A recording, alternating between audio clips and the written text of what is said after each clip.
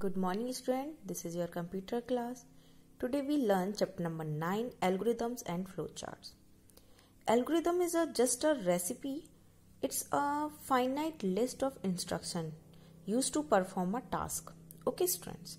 And flowcharts is simply a graphical representation of steps. It shows steps in sequential order. Understand? In this chapter we learn about algorithm and flowcharts. Okay. So let's begin. All the activities or tasks that you do are done in a sequence or step by step. Done in a sequence or step by step before you begin any task. You put your thoughts together in a correct order and it is called stepwise thinking. It is important because it helps you to break an activity into a smaller sequence of steps. Also, it helps you to find solution to any complex task. It helps you to think logically and systematically, students. Understand? Similarly, an algorithm is a list of instruction or the steps required to solve a problem. On a computer, you think and write the steps required to solve a given problem. An algorithm is written before you write a program. Okay, it helps you to clearly outline the steps and subsequently the development of a good program. Okay, now no more. The word algorithm is derived from the name of Persian mathematician Al-Khwarizmi. He was a Persian scholar who produced works in mathematics, astronomy and geography. Advantages of algorithm. The advantages of an algorithm are as follows. It helps us to think logically and therefore helps to identify the best approach to solve problem and reach a solution. It uses a definite procedure. It is not dependent on any programming language. Every step in an algorithm has its own logical sequence, so it is easy to debug. Since it is a sequence of steps and thus results in well thought programs. Okay, now no more. A program is a set of commands or instructions given to a computer to carry out a specific task using a programming language. A program expresses the steps of an algorithm in a computer programming language. Understand? Now, writing algorithm. An algorithm is commonly used for planning and solving the problems. An algorithm is a sequence of steps to solve a particular problem, or algorithm is an ordered set of unambiguous steps that gives a results and terminates in a finite time. Understand? Now, algorithm has the following characteristics. First is input. An algorithm may or may not require input. Okay. Now, output. Each algorithm is expected to produce at least one result. Understand? Now, student, definiteness. Each instruction must be clear and unambiguous. Okay. Now, finiteness. If the instruction of an algorithm are executed, the algorithm should terminate after finite number of steps. Okay. Now, rules to write an algorithm are as follows. An algorithm is written in English language and not dependent on any programming language. Hence, it is easy to everyone to understand. It must have an input in form of variable. The steps in an algorithm have to written in a sequential order. The steps have to be divided in such a manner that there is only one instruction in one step. The step with conditions should specify the next steps, in both cases true or false. Always perform a dry run to check whether the algorithm is written correctly. An algorithm should produce a desired output. Okay. Now, flowchart. A flowchart is a pictorial representation of a sequence of operation and algorithm to show a process of a program. This representation is done by using different symbols, shapes and arrows. It facilitates easy understanding of the solution. Okay. Now no more. Flowchart was introduced by Frank Gilworth to the member of the American Society of Mechanical Engineers in 1921. Okay. In a flow chart, geometrically shapes or symbols, okay, geometrically shapes or symbols are used to represent the operation, and their order is shown by connecting them with arrows. Understood? Now, advantages of flowchart. Flowchart is a brilliant way of communicating the logic of a program. Easy and difficult to analyze the problem using flowchart. It acts as a blueprint which makes program development process easier. Understand? After successful development of a program, it needs continuous timely maintenance during the course of its operation. The flowchart makes program or system maintenance easier. The flowchart is not dependent in any programming language. Okay. Now flowchart symbols. These are the flowchart symbols. Its name. This is the symbol and this is the name. This is the start, stop box or terminate box. Okay. A terminate box is represented by a rounded rectangle. It is used to indicate the beginning. It is used to indicate the beginning and the end of a flowchart. The words start, begin and end are added in the box to represent the beginning or the completion of a task or process. Now input output box. This is the input output box. Okay. The input output box is represented by a parallelogram. It is used to accept the input or display the output. Okay. Now this is the process box. The process box is represented by a rectangle. It is used to show the process such as addition or subtraction. Now this is the decision box. The decision box is represented by a diamond shape. Okay.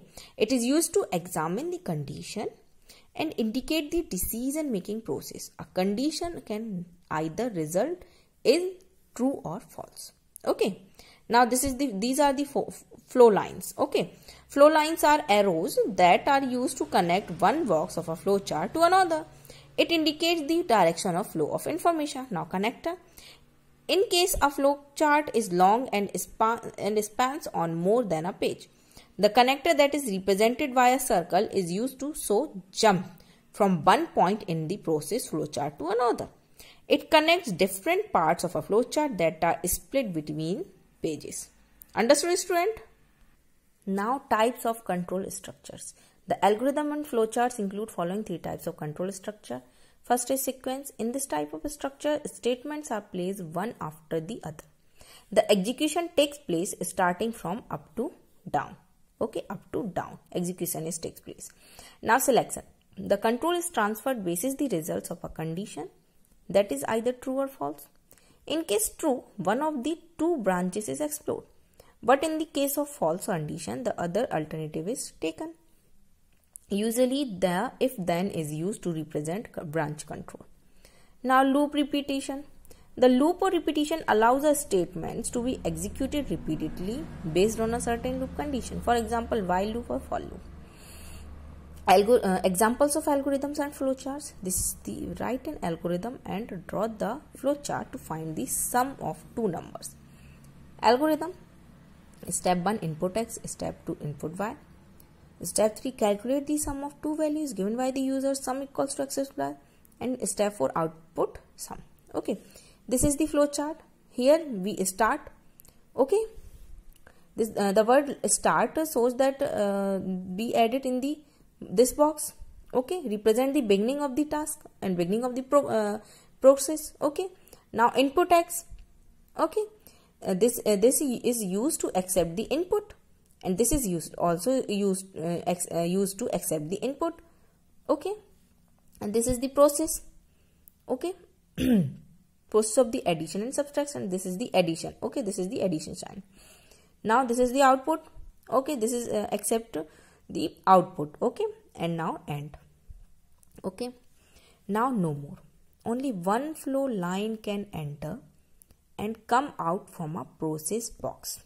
Okay, only one flow of line can enter and come out from a process box. See this, only one line can come and out from the process. Only one line. Only one flow line can enter a decision box, but 2 or 3 flow lines, one for each possible answer, can leave the decision box. See, this is the decision box. This is the decision box. And only one line can enter a decision box, but there flow lines are more. See this, if any number is there is smaller than 0. Here if any number is smaller than 0, so we go there. If any number is greater than 0, so we go there. If any number is equal to 0, so we go here. Understood? Okay, now see example number 2. Write an algorithm and draw the flowchart to calculate the area of a rectangle. This is algorithm. First is start, then initialize the variable length, breadth b and area a as integer. Now input the length, input the breadth, compute the area as a equal to length into breadth. This is the area of rectangle, length into breadth. Okay. Now print the area as area a. Now stop. See, this is the flow chart. Here we first using start button. This is the beginning of the process.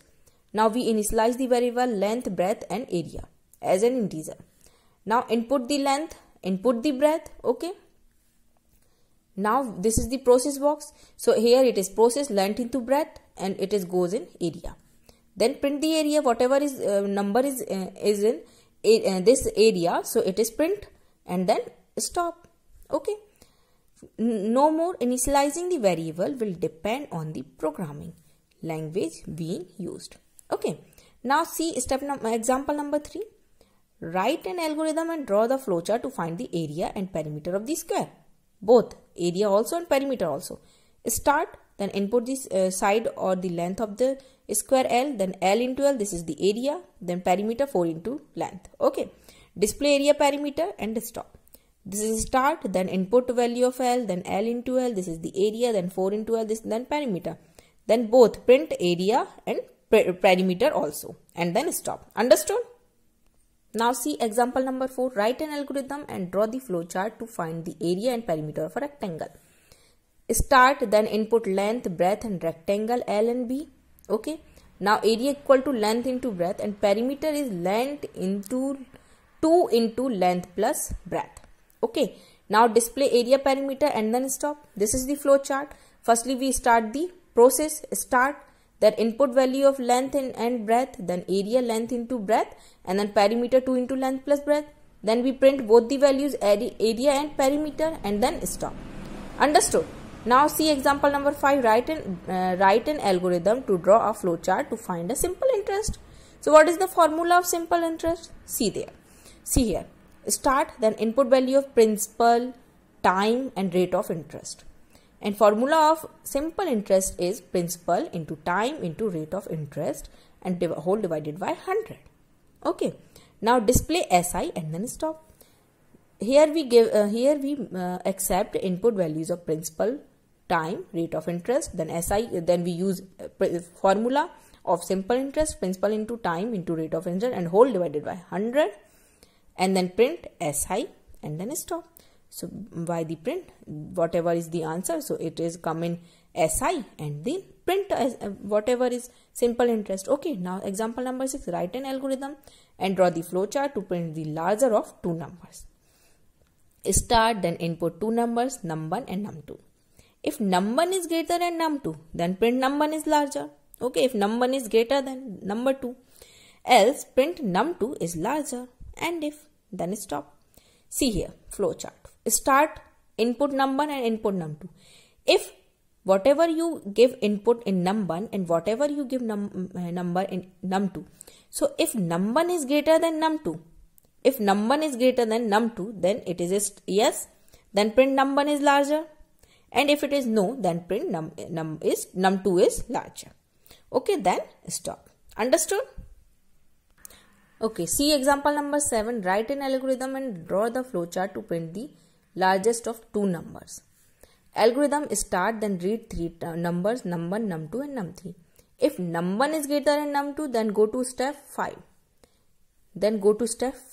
If num1 is greater than num3, then print num1 is larger, else print num3 is larger. And if num2 is greater than num3, print num2 is larger, else print num3 is largest. And if go to step 6, then stop. Understood? See, this is the flow chart and then start. Here we accept num1, num2 and num3 input. Okay. If num1 is greater than num2, Then go to step 5. If num1 is greater than num5. If num1 is greater than num3, okay. If num1 is greater than num2, then go to step 5. If num1 is greater, we check here. If num1 is greater than num2, if num1 is greater, so we go here, and if then we again check if num1 is greater than num3. If num1 is greater, then print num1, and if num1 is not greater, so we come here. If num2 is greater than num3, if it is yes, then print largest is num2. If it is not yes, then again print largest num3, and then stop. Understood? Now looping. A set of instruction being repeated till a specific condition is fulfilled is known as loop. A loop has two parts. Condition, to compare between two things. Okay. Now counter, whose value is increased or decreased. Understood? Let us consider an example looping in a flowchart. Example number 8. Write an algorithm and draw the flowchart to print numbers from 1 to 20. Consider the given flowchart that displays the number from 1 to 20. The value of x counter is initialized to 0. Okay, it is initialized to 0. It gets incremented by 1. Incremented by, see here, incremented by 1, and the value of x is initialized to 0. It displays a number. The process of displaying the number and incremented x is continuous as long as value of x is less than 20. Okay, this forms a loop. The loop comes to end when the value of x is 20. See this algorithm. Step number 1, initialize x as 0. Increment x by 1 means x equals to x plus 1. Then print x. If x is less than 20, then go to back to step 2. Okay. See, this is the flowchart. First is start button, then initialize x equal to 0, then initialize x by 1 means x equals to x plus 1. Okay, then print x. If check the condition, if x is smaller than 20, so if x is smaller than 20, so go to yes, then again come on loop. Again loop is starting. If it is no, if it is 20 and 20, if it is no, so then end. Okay, suppose we take input x as 1.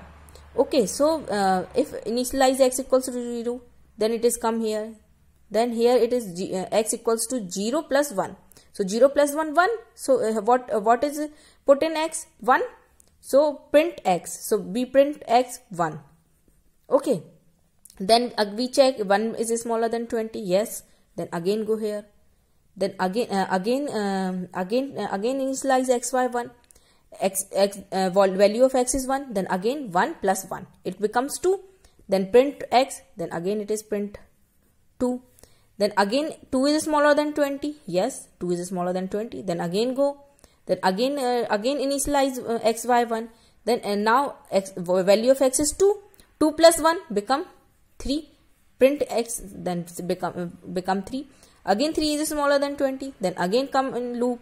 Then again initialize x by 1. So the value of x is 3. Then 3 plus 1, 4. And this is going on. From where? When it is 19. 19 is also smaller than 20. Then again go. Then print 19. Okay. Then it come. Print 19. Then again print 20. Then again it come to 20 is smaller than 20. This is no, and then end. Understood? Okay, student, this chapter I have finished. Exercise of this chapter I will provide you in PDF. Okay. Thank you, student. Stay home and stay safe.